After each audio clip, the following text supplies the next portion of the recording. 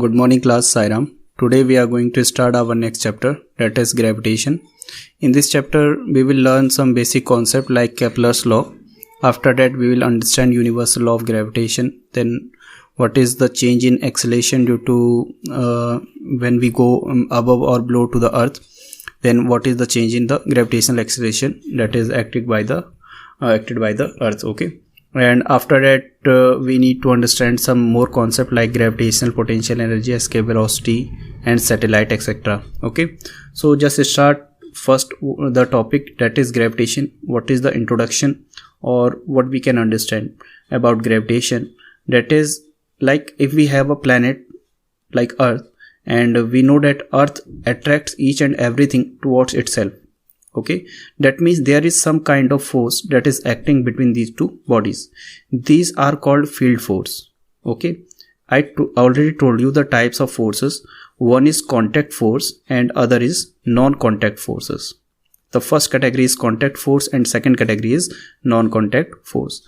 In non-contact force we need not to touch two particles or two bodies, but still we can apply force like electrical forces, okay, gravitational forces, and you can say magnetic forces.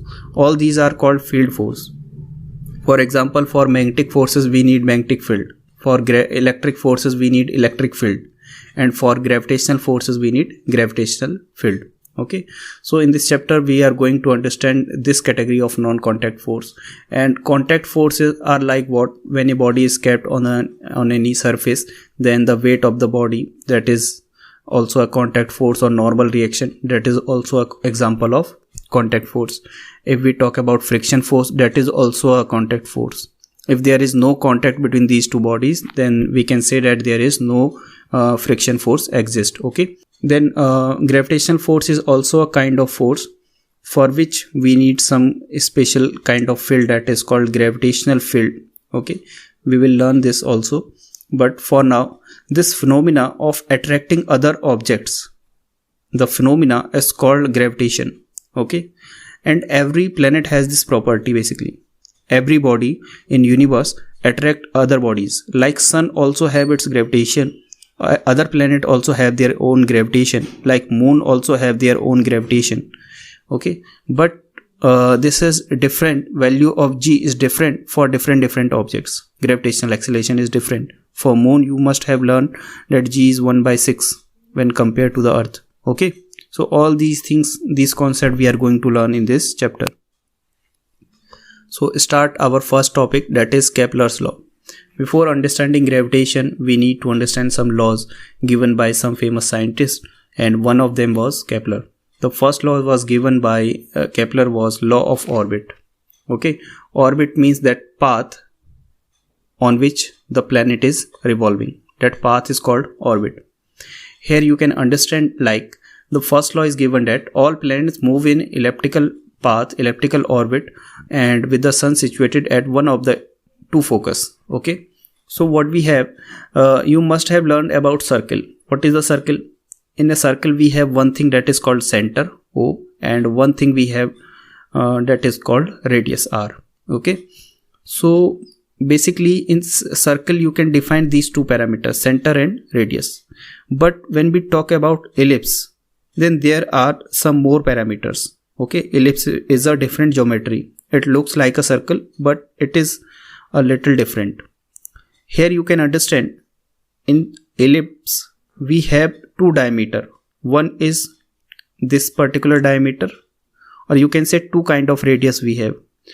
One is called major axis or major radius or bigger radius, and other one is smaller radius. Okay, or this is called minor axis.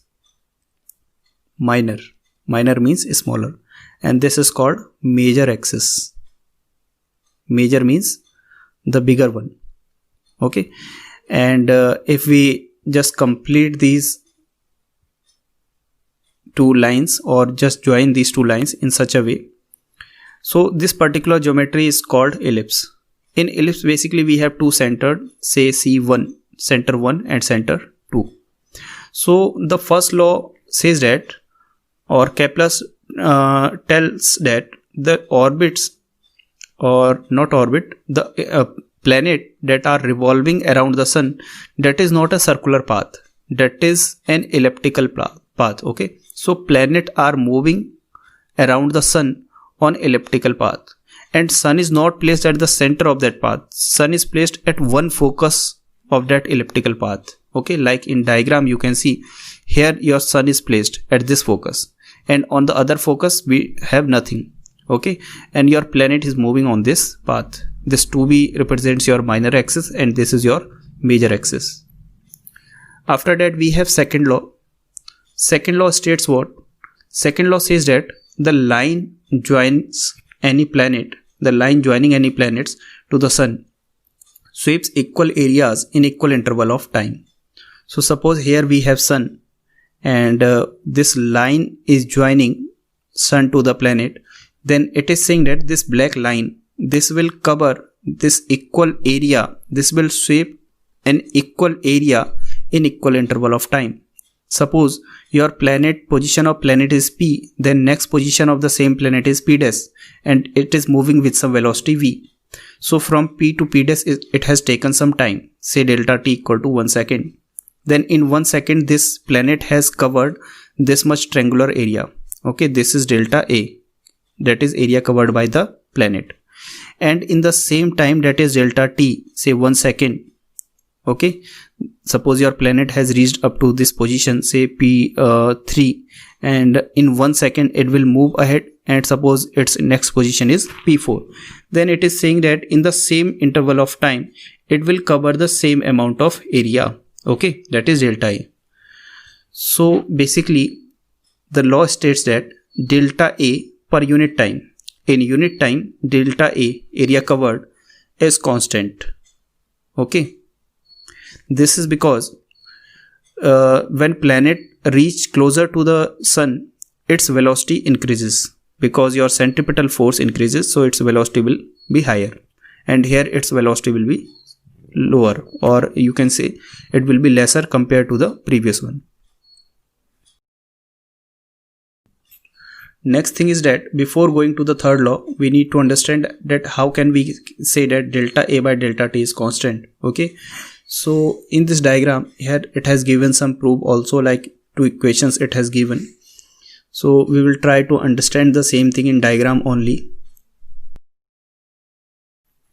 Okay, so I will first determine this delta A, this shaded area, and you can assume this is like a triangle. For triangle we know that delta A is given by half of base into height. Base is radius r and height is this much distance, P to P dash, and this height will be, this is basically distance, and distance can be given by delta V into delta t, that is distance, and this is equal to speed into time. Okay, first term is speed into second term time. So this is delta A. Now this delta t I will send to the denominator part over here. So I can write delta A over delta t equal to half of r. This is not r, this is half of r cross v, or half of r multiplied by v. Now we know that linear momentum of any body is mass into velocity, linear momentum of this planet. So from here we can write velocity equal to p upon m. Okay, and this value I will place over here. So I can write it that delta A by delta t will become half of r cross p by m. Okay, and this r cross p is nothing but your angular momentum. This is nothing but your angular momentum. Okay, now remember one principle, that is this angular momentum L is constant. L is constant or conserved for what? If net force is 0, if F net is 0. Here you will say that sir, F is acting, so how can we say that F is 0? I am saying net force on this whole system. This is whole system. Okay, and complete system. In this complete system, if sun is attracting the planet, then planet is also attracting the sun. Okay, so if two bodies are placed near to each other, m1 m2, then both bodies apply force on each other. Okay, so we say that both bodies are applying force on each other, so F net will be 0 on whole the system. The right side force and left side force both are equal in magnitude. So whenever your net force is 0 or central force is 0, your angular momentum is conserved. So if RHS value is conserved, RHS value here you can read if it is not visible to you. If RHS is conserved or RHS is constant, then you will say that LHS is also constant. That is, rate of change of area per unit time is constant. And this was the second law. Now what is the third law? Third law states that the square of the time period of revolution of a planet is proportional to the cube of semi-major axis. Okay, so it is saying that here in the diagram you can understand, if your planet is moving from one position to another position, say P1 to P2, okay, and when it complete one round, then it will take some time also, say that is time period T. So square of that time period is proportional to xq or aq, and a is this much radius. Okay, this radius will be, and this is your semi-major axis. Semi means what? Semi means half. Okay, so here it is saying that semi-major axis, it is proportional to semi-major axis, that is proportional to aq. Next thing we have, that is universal law of gravitation. Okay, what is universal law of gravitation? So this law says that every two bodies that are in universe, okay, those two bodies attract each other with some amount of force. Okay, suppose here we have one body that is having some mass m1, and we have another body that is having some mass m2. So these two bodies attract each other, and the force of attraction is directly proportional to product of their masses. First point. Second is, the force of attraction is inversely proportional to the square of distances between them, that is 1 by r square. And if we join both the statement, we can say that F is directly proportional to m1 m2 upon r square. Okay, this is law of gravitation. And to remove this proportionality sign, we need to put a constant, that is capital G. So it will be G m1 m2 upon r square. And this G is nothing but this is called your universal gravitational constant. Okay, universal gravitational constant. And after that, we need to understand that this statement is just, this statement or this formula just gives us the magnitude of force. Okay, here we need to modify this formula in vector form, because we know that force is a vector quantity. So formula should be in such a form that it should give the direction as well. Okay, so for that we will use the concept of vectors. So how we can use like vector formulas? So we can multiply by one number r, or let me write it. Suppose if you want to write in vector form, so you know that vector form is nothing, magnitude of any vector or vector form is given in this way, that magnitude into magnitude plus direction. A vector should have magnitude as well as direction. So force is a vector quantity. Its magnitude is given by the following formula: G m1 m2 upon r square, and its direction will be given by a unit vector r cap. Okay, this r cap is nothing but unit vector. Suppose here we have m1, here we have m2. Okay, or let me draw m2 over here. Then I know that suppose this m1 is fixed. Okay, this is fixed and this is free to move. This m2 is free to move. Then I know that m1 will try to attract m2 and m2 will try to attract m1. But m1 is fixed, so m2 will move towards itself. And if I want to know what is the direction, then direction of this force is along the line joining both the masses. Means this mass m2 will move along this line only. Okay, this will not move in this direction or in this direction. It will move along the line. Now question is that how to define this line in mathematical form, how to write this direction in mathematical form. For that this is your vector r, and just assume that this m1 is placed at origin. Okay, then this r in vector form can be given as r cap. So this is value of r cap. In vector form we can write in one more way, that is g m1 m2 upon r square into r cap multiply by r and multiply by r. This will become g m1 m2 upon r cube. Okay, and this r is nothing but length of this line from m1 to m2, or you can say this r is magnitude and this r cap is direction. So magnitude and direction both will become a vector. Okay, so this is the another formula of force in vector form, that g m1 m2 upon r cube into r vector. And in your NCERT book you can see that this formula is given in this way, that f equal to negative of g m1 m2.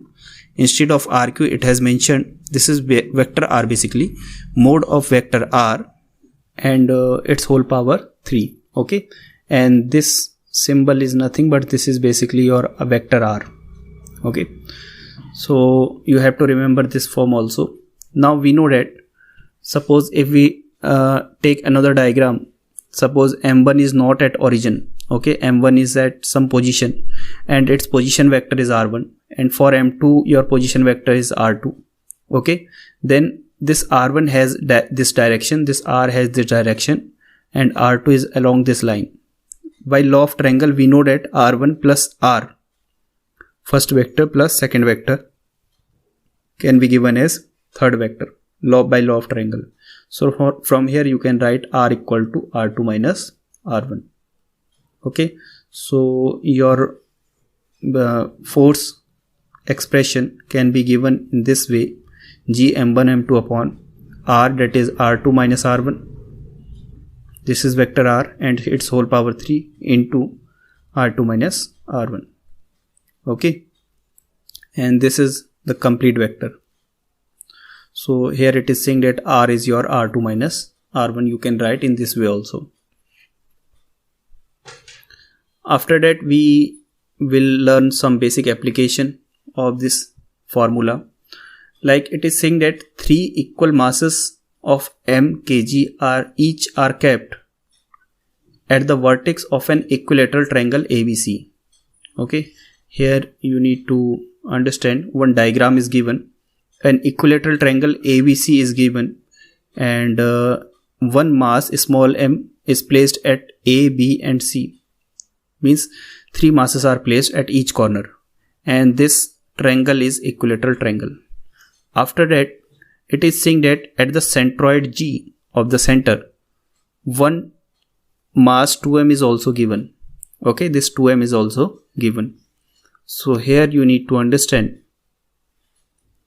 that it is saying what is the force acting on a mass 2m placed at the centroid G of the triangle, and take AG, BG and CG equal to 1 meter. See figure 8.5. So AG is how much? It is given that AG distance is 1 meter. This is 1 meter and this is 1 meter, and here also we have 1 meter. Okay, so let me tell you that all 3 masses are placed in such a way, and this distance is 1 meter. Okay, I will consider r only, and this is again r and this is again r, and here we have m. So basically center mass, if we talk about free body diagram of center mass, then one force F1 is acting in this direction, second force F1, I will call it F only, F is acting in this direction, and third force is acting in this direction. Now I know that in equilateral triangle this whole angle is 60 degree, and this is 30 and this is 30. This angle is 90 degree, so this will be 60 by property of triangle, and this angle will also be 60. So total angle will be 120 degree. Similarly here also we can say that total angle is 120, and here also 120. So 3 forces are acting. So how to resolve these 3 forces, and why these are equal? Because each force will be given by by law of gravitation G m1 m2 upon r square. Okay, each mass is same in all three situations, and central mass is 2m, that is common, and r is also same, that is 1 meter. So first I will resolve these two forces F and F. By law of parallelogram I can say that their resultant forces R will be equal to first force square plus second square plus 2 times of first into second into cos theta, and this will become F square plus 2F square into cos theta is cos 120 degree, and cos 120 degree you know that is minus 1 by 2. Okay, we can write it 90 plus 30, and cos 90 plus 30 you know that is in second quadrant cos will be negative and minus sine 30 degree, so it is minus 1 by 2. So you can write it F square plus F square plus 2, or you can add first two forces, basically both are F square, so we will write 2F square plus 2F square into minus 1 by 2. So from 2F square 1F square will be subtracted, we will have F square only, and under root of this will be F. That means resultant of these two forces is F only. So I will delete all these two forces. You can make a fresh diagram for that. Here I am just deleting all these two forces and I am writing their net force. Remember, these were my original forces and their resultant is F. Now this F and this F will be cancelled out and my F net will be 0. Okay, so here you can read the first answer that comes out to be 0. However, it has applied vector law, but I am telling you from law of parallelogram. Okay, instead of writing these unit vector, you can use any one method. Both are correct. So second part, it is saying that what is the force if the mass at the vertex A is doubled. Okay, if the mass at the vertex A is doubled, then what will be the change in force? For that we have to go in that diagram again, and we know that value of each F is given by this expression, first one. Now if mass is doubled, then this F will be given by G m1, that will be 2m into m2, now both are 2m upon r square. Okay, or you can write it 2 times of G small m into 2m upon r square. Okay, here you can understand the upper force, that is G 2 times of G m into 2m upon r square. This is the force that is acting vertically upward, and downward forces is that resultant force was F only, and that was G m into 2m upon r square. We can clearly see that upward force is more than downward force, and net force will be G m1 m2 upon r square only. Basically we are subtracting the lower one from this upper one. Okay, and we will get our resultant force this much. Now you have to use the value of r square, that is 1 meter, so you will get 2g m square by 1 meter square. Okay, so your final answer is what? That is 2g m square. Here also you can see that final answer is 2g m square and direction is towards j cap. J cap means net direction is in upward. Okay, so this is the way how you can solve a question based on law of gravitation. Okay, in the next lecture we will understand some few more concepts like how variation occurs in value of G when we go above the surface of earth or below the surface of earth. Okay, till then you just note it down all these points in your fair notebook. Okay, thank you. Sai Ram.